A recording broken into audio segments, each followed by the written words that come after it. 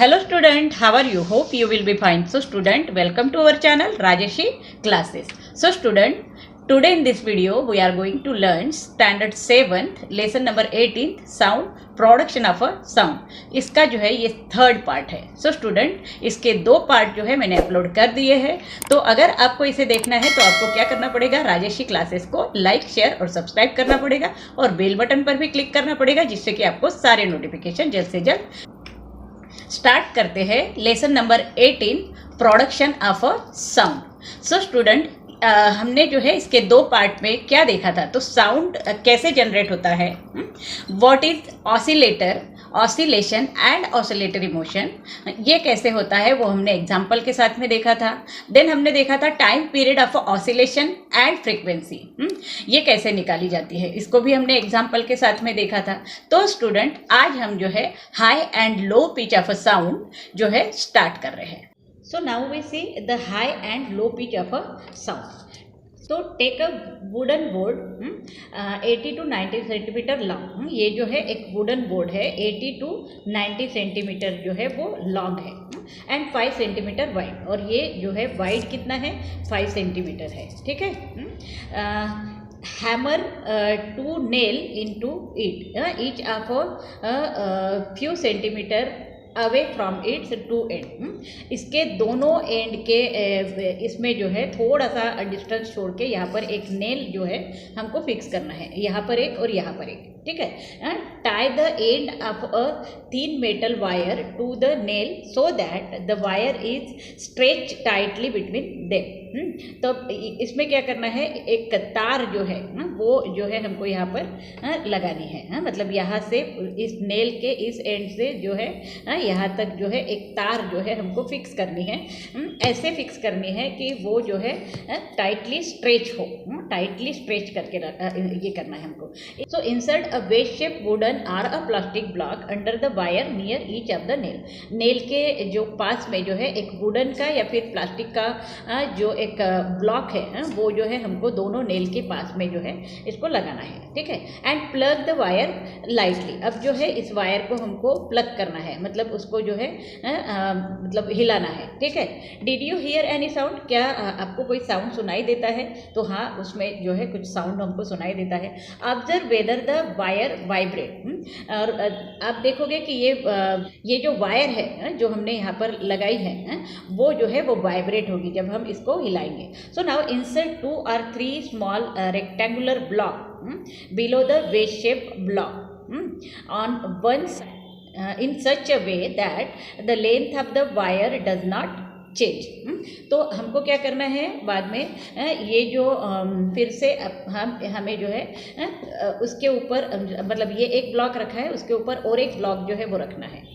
तो ये इस तरह से रखना है कि उसका लेंथ जो है वो कम ना हो, इस वायर का जो लेंथ है वो कम ना हो। ठीक है। इस तरह से जो है इसको हमको एक ब्लॉक के ऊपर फिर से दूसरा ब्लॉक जो है वो रखना है। तो ये जो है हमें साइड ही करना है, मतलब इस साइड में ही जो है हमको एक साइड में ही करना है। Then observe whether there is any change in the tension in the wire. और फिर जो है हमको देखना है कि ये वायर का जो टेंशन है उसमें कुछ चेंजेस आए हैं क्या, तो वो हमको जो है यहाँ पर देखना है। ठीक है। Now pluck the wire with your finger and listen to the sound. और फिर जो है हाथ से जो है उसको फिंगर से हमको जो है इसको इस तरह से उस वायर को जो है प्लग करना है with your finger and listen to the sound, और फिर जो है उसका साउंड सुनना है।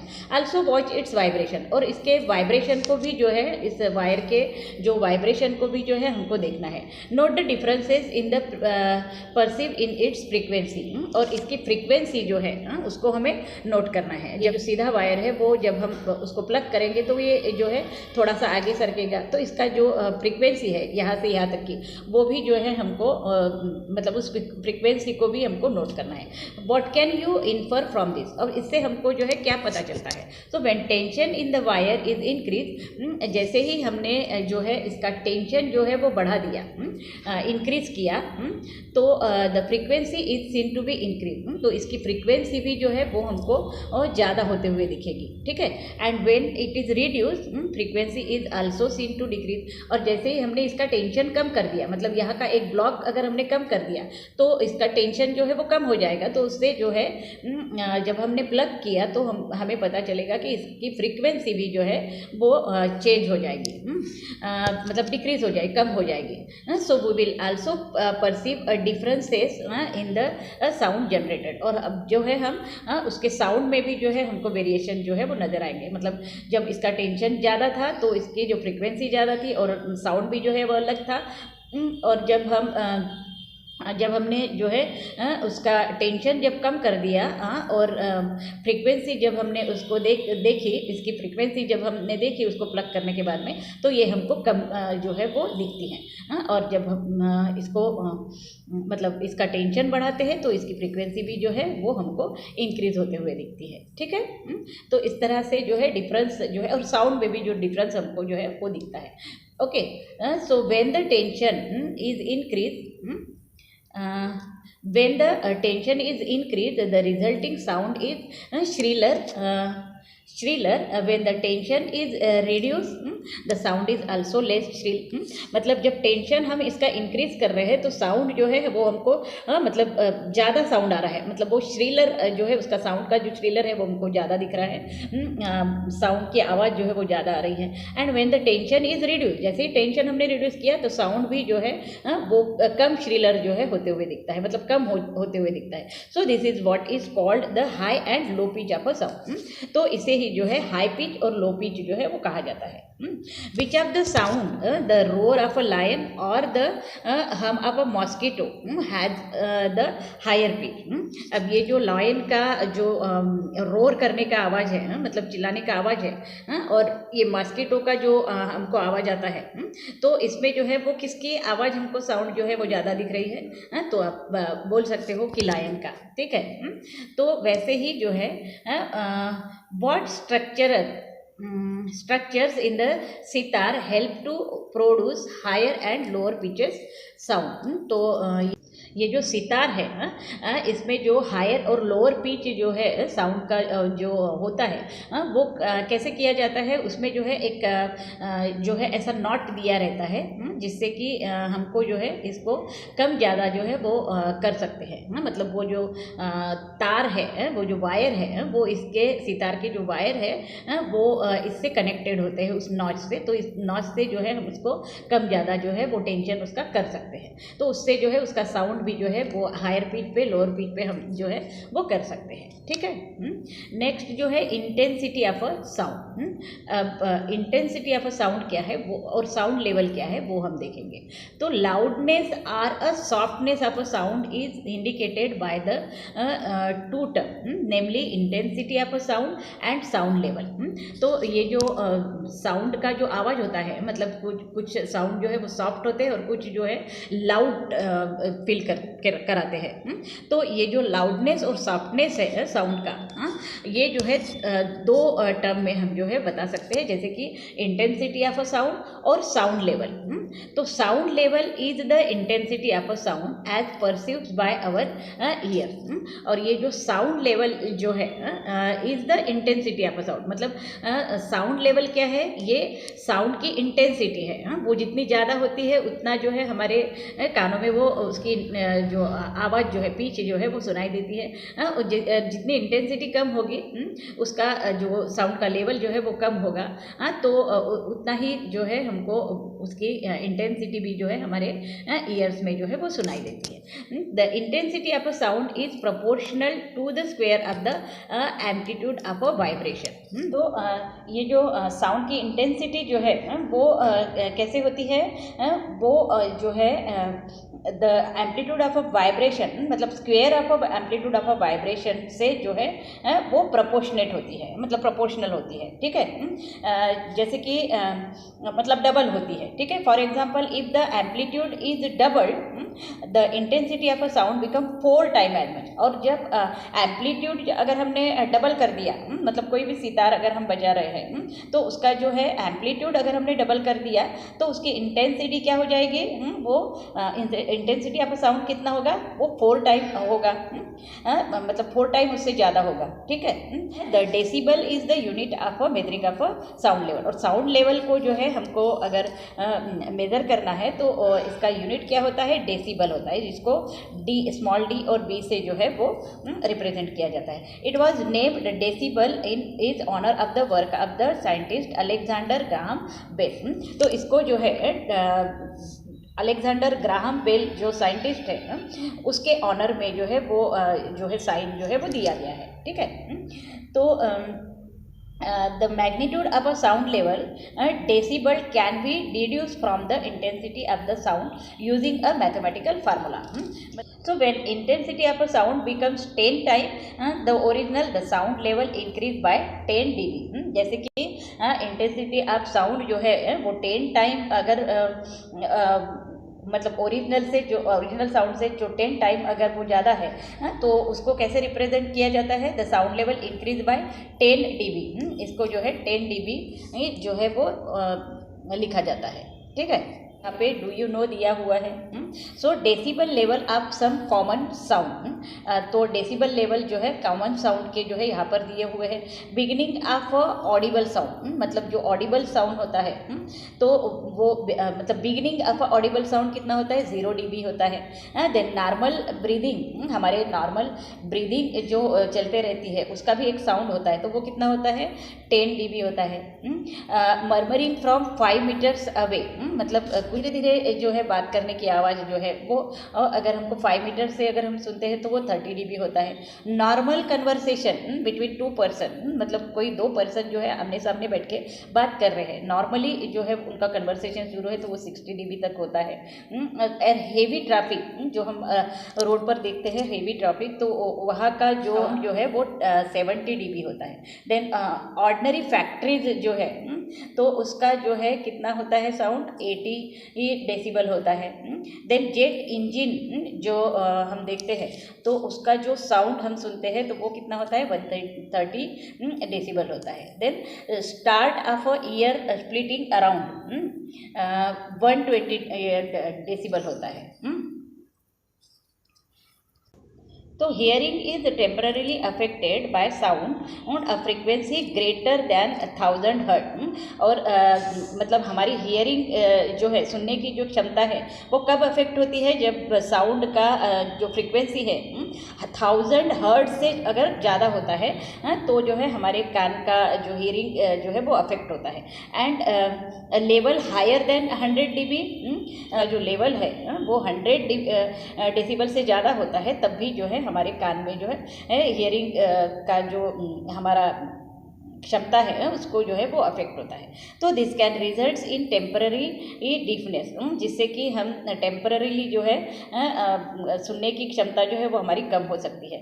Workers who work near aeroplane engine experience this, और जो वर्कर्स जो है एरोप्लेन के पास में जो काम करते रहते हैं तो वो हमेशा जो है वो 130 डेसिबल से ज़्यादा जो साउंड है वो सुनते रहते हैं, तो उनका जो है सुनने की क्षमता जो है वो कम, धीरे धीरे जो है वो कम हो जाती है, ठीक। सुनने की क्षमता को जो है इस साउंड से अफेक्ट होता है, ठीक है। नेक्स्ट जो है यहाँ पे यूज़ योर ब्रेन पावर दिया हुआ है, ठीक है। What would be the differences perceived between hearing only 2 pupils in the class talking to each other and all the children talking to one another at the same time। तो ये जो अगर हम क्लास में देखेंगे कि 2 पीपल्स मतलब 2 लोग जो है वो बात कर रहे हैं तो उनका जो भी कन्वर्सेशन हो रहा है, मतलब उनकी जो साउंड है वो, और क्लास में जो है सब बच्चे जो है एक साथ जो है चिल्ला रहे हैं, तो उनका जो साउंड है, तो इसमें क्या डिफरेंसेस आपको दिख रहा है, तो ये जो है आपको नोट करना है। देन ऑडिबल साउंड दिया हुआ है, the frequency of the sound audible to human being is between 20 hertz and 20,000 hertz. We can only hear sound in this frequency range. तो ये जो सुनने का जो ह्यूमन बीइंग का जो सुनने की जो क्षमता होती है, वो कितनी होती है, 20 हर्ट्ज से 20,000 हर्ट्ज तक के ही मतलब फ्रीक्वेंसी की होती है, ठीक है। So we can only hear sound in this frequency range, मतलब यही रेंज के साउंड जो है हम सुन सकते हैं।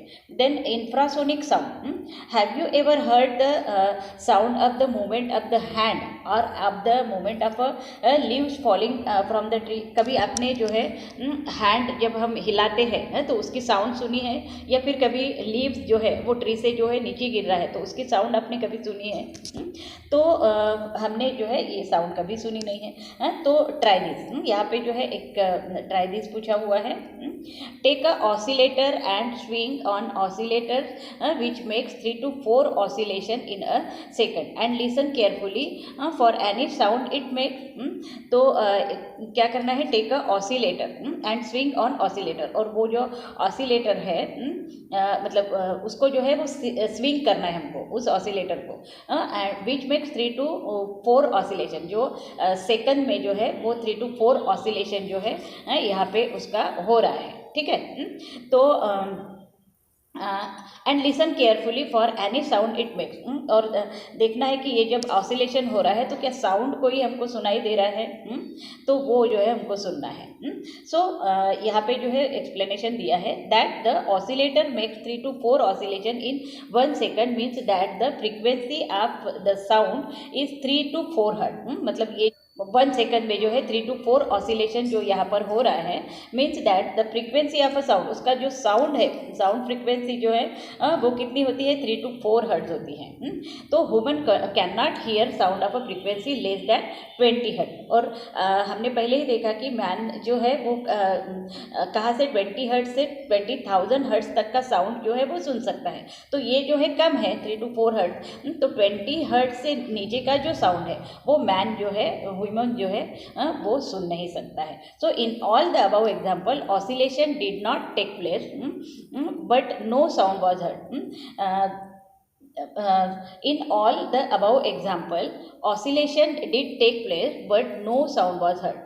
तो यहाँ पे जो हमने एग्जाम्पल देखा ऑसिलेशन का, तो ये ऑसिलेशन तो हो रहा है बट उसका साउंड जो है हम सुन नहीं पाते हैं। It means that this sound is of a frequency less than 20 hertz. मतलब ये जब साउंड हम सुन नहीं सकते हैं तो समझ तो इसकी फ्रीक्वेंसी जो है वो कितनी होनी चाहिए, 20 हर्ट्ज से कम होती है, ठीक है। Sound with a frequency less than 20 hertz is called a infrasonic sound. तो ये जो 20 हर्ट्ज से कम वाला जो साउंड होता है उसे क्या कहा जाता है, इंफ्रासोनिक साउंड। ओके, तो sound with a frequency less than 20 hertz are produce by some animal, namely whale है, एलिफेंट है और रिनोसिरस। तो ये जो 20 हर्ट्ज से जो कम वाला जो साउंड होता है, जो इंफ्रासोनिक साउंड होता है, वो सिर्फ कुछ ही एनिमल्स जो है वो सुन सकते हैं। जैसे कि उसमें व्हेल है, वो जो है 20 हर्ट्ज से कम वाला साउंड जो है वो सुन लेता है, एलिफेंट है, रिनोसिरस है, तो ये जो एनिमल्स है वो जो है ये इस आवाज़ को सुनते हैं, ठीक है। Ultrasonic sound, now the ultrasonic sound, a sound with a frequency higher than 20,000 hertz is called a ultrasonic sound. अब 20,000 हर्ट्ज से जो ऊपर वाला साउंड होता है वो कौन सा होता है, ultrasonic sound. So human being can not here such sound, और ह्यूमन बीइंग जो है 20,000 हर्ट्ज से ज़्यादा जो साउंड है वो नहीं सुन सकता है। अगर उसने सुना और बहुत देर तक अगर उसको सुना तो हमारा जो हियरिंग का जो हमारी हियरिंग की जो क्षमता है वो कम हो सकती है, या फिर हमारे कान को जो है अफेक्ट हो सकता है इसका। ठीक है। So however some animal for example a dog can hear such sound, और ये 20,000 हर्ट से ऊपर का जो अल्ट्रासोनिक साउंड है वो डॉग जो है वो सुन सकता है। यहाँ पे फाइंड आउट दिया हुआ है, there is a evidences that elephants communicate with each other over distance of up to 10 kilometre using infrasonic sound inaudible to us. तो ये जो एलिफेंट्स है वो जो है 10 किलोमीटर तक का जो उनका कम्युनिकेशन है, तो वो जो है इतने डिस्टेंस से भी जो है वो कम्युनिकेट कर सकते हैं दूसरे एलिफेंट से, ठीक है।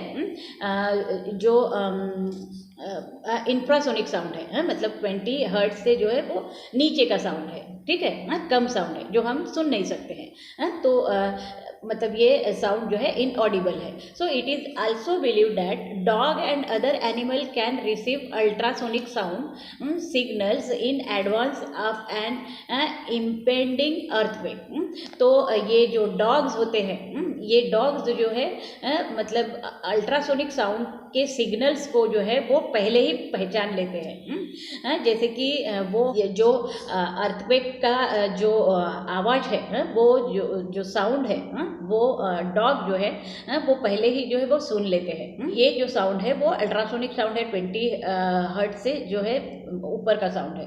Okay, find out more about this from the internet, और इसके बारे में और भी जानकारी अगर आपको लेनी है तो आप इंटरनेट से जो है सर्च करके ले सकते हो। Uses of ultrasonic sound. अब ये जो अल्ट्रासोनिक साउंड है इसके यूजेस क्या है? To clean delicate ornament and the tiny parts of a watch.